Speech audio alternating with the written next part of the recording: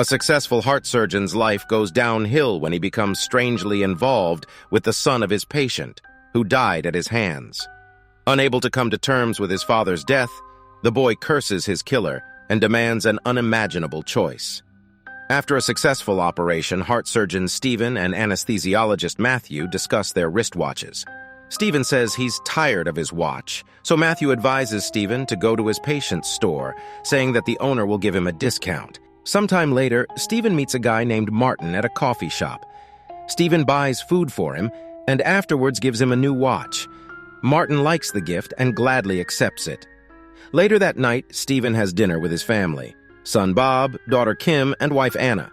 Stephen does not like that Bob has not gotten a haircut, even though he has promised to for a long time, and Kim is not doing chores around the house. The next day, Martin visits Stephen at the hospital despite his prohibition to visit him here. Martin apologizes and says he just wanted to show him how the watch Stephen gave him earlier looks. Even though Stephen is not happy, he still looks at the watch and commends him for his choice of strap. After work, they walk along the boardwalk and Stephen suggests that the guy go to his house for a visit. Martin comes to Stephen's house and gives presents to the whole family. After dinner, the children are left alone, and Martin suggests that Kim go for a walk. Something resembling a romantic relationship develops between the teenagers. While getting ready for bed, Stephen and his wife discuss Martin, noting that he's a good guy.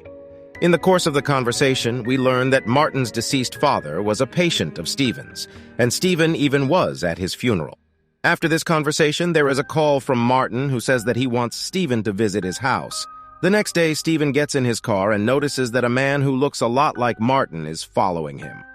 When they arrive at Martin's house, they have dinner with his mother and sit down to watch television. When the teenager goes to bed, his mother starts pestering the surgeon, but the surgeon sharply rejects her. The next morning, walking into his office, Stephen sees Martin sitting in it. The boy complains that his heart hurts, and he's afraid of dying like his father. After examining him, the doctor says Martin is perfectly healthy and has nothing to worry about. After receiving an answer, Martin says that his mother likes Stephen a lot and that they could become a family. Stephen declines, remarking that he is married. A day later, Stephen is spending time at a barbecue when he receives a call from Martin, who again tries to meet with Stephen, but Stephen refuses his stalker, citing urgent business. The next morning, Bob reports that he cannot get out of bed because his legs are paralyzed. The family immediately takes him to the hospital, but the doctors find no illness. Stephen and Anna decide to keep him in the hospital for further examinations. In the morning, the parents visit Bob in his room and notice Martin in it. Martin says he has come to visit Bob and suggests that Stephen meet him in the cafeteria. When they meet, Martin gifts Stephen a knife and tells him that for Stephen killing his father, he must kill one of his own. Otherwise, they all get sick and die. The first stage is paralysis of the limbs. The second stage is refusal to eat. The third stage is blood from the eyes, and the fourth stage is death. Stephen orders the guards to take the boy out, and himself heads to his son's room and, in a fit of temper, forcibly shoves food into Bob. Kim starts spending more and more time with Martin, and it becomes clear that she has a crush on him. After a fruitless series of tests, Stephen, transporting Bob in a wheelchair between wards, picks up his son and orders him to walk on his own feet, or else he threatens to take an electric razor and shave his son bald. But Bob says he just can't do it.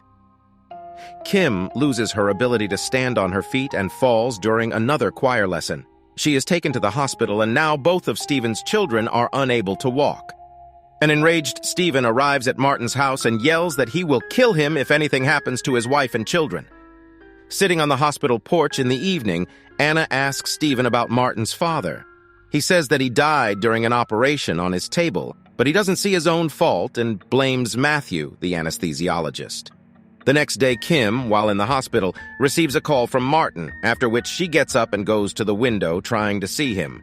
In a fit of temper, Anna takes Kim's phone and demands that she stop pretending immediately, to which her daughter, arguing with mother, and says it will happen to her soon, too. Anna visits Martin's house and says she knows about what happened to his father, and that neither she nor her children should have to pay for Stephen's mistake. To which Martin replies that he doesn't know if what is happening to her children is fair, but in his opinion, it is the only thing close to fair. After another symposium, the doctors say they don't know what's going on with Bob and Kim, and it's probably something psychological. Stephen and Anna decide to sign the papers and take the children home. Anna meets with Matthew to find out what happened to Martin's father during the operation. Matthew refuses, but after a service of a savory nature is rendered, splits and says that Stephen was drunk during surgery that fateful night and the blame for the patient's death lies with him. Later that night, Anna demands that Stephen must do something about the situation, to which Stephen begins rummaging through the Polly in a sarcastic manner in search of a magical potion that could heal their children. The next morning, Stephen wakes Anna up and takes her to the basement to show her the bound Martin. Stephen demands an end to what he has done, to which Martin reminds that he killed his father and tells him not to waste time or all three will die. Stephen punches Martin in the face and the guy says he wants to show one example. Martin bites Stephen's hand and afterwards bites himself and says it's a metaphor.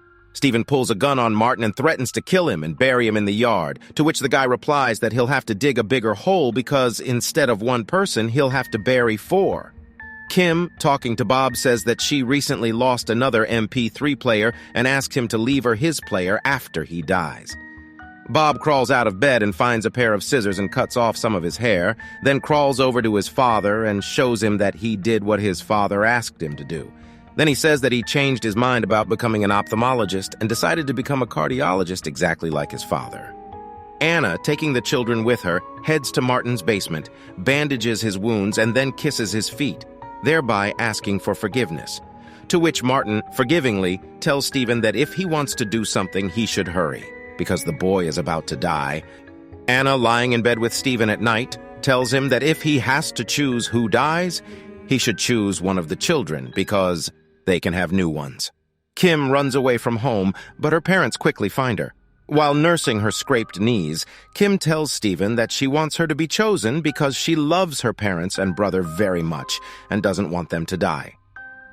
There is a distinct slyness in her voice, and it becomes clear that she is just trying to appear to be more good than she is. Anna releases Martin from the basement, reasoning that there is no point in keeping him here and it won't solve anything. Meanwhile, Bob's bloody tears start flowing and Stephen decides that there is no more time and calls Anna into the living room. Once downstairs, Stephen ties up the children and wife and puts bags over their heads. Then he puts the sack on himself and, unable to choose who to die himself, starts spinning and shooting, leaving the choice to chance. The first and second bullet hits the wall without hitting anyone, and the third one goes straight into Bob's heart. The movie ends with a scene of Stephen, Anna, and a recovered Kim sitting in a cafe and Martin coming in. Kim and Martin exchange glances, after which the family leaves the cafe. Thanks for watching. Be sure to like this video and subscribe to my channel. Goodbye.